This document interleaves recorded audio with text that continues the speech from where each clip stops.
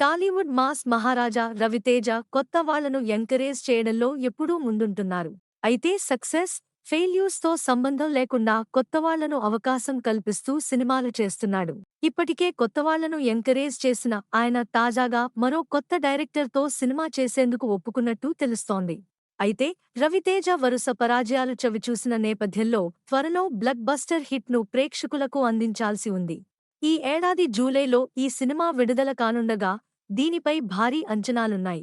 ఇక అనుదీప్ కేవీతో రవితేజ చర్చలు జరుపుతున్నాడని తెలుస్తోంది. త్వరలోనే ఈ సినిమాను అనౌన్స్ చేయనుండగా సితారా ఎంటర్టైన్మెంట్స్ ఈ కామిక్ ఎంటర్టైనర్ను నిర్మించనుంది. అయితే తాజా సమాచారం ప్రకారం రవితేజ మరో మూవీ కోసం చర్చలు జరుపుతున్నాడని, త్వరలోనే ఓ కొత్త దర్శకుడితో సినిమా చేయబోతున్నాడని సమాచారం.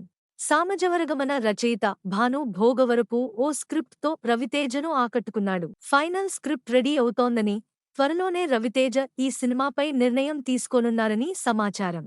అన్నీ కుదిరితే వచ్చే ఏడాది చిత్రీకరణ మొదలవుతుంది. ఫైనల్ స్క్రిప్ట్ లాక్ అయిన తర్వాత నిర్మాణ సంస్థకు సంబంధించిన వివరాలను ఖరారు తెలియజేయనున్నారు.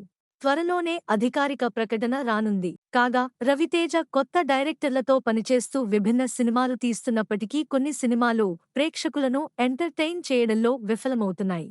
అయితే ఇవేమీ పట్టించుకోకుండా మాస్ మహారాజా కొత్తవారికి అవకాశం కల్పిస్తూ తాను దర్శకుల హీరో అని నిరూపించుకుంటున్నాడు.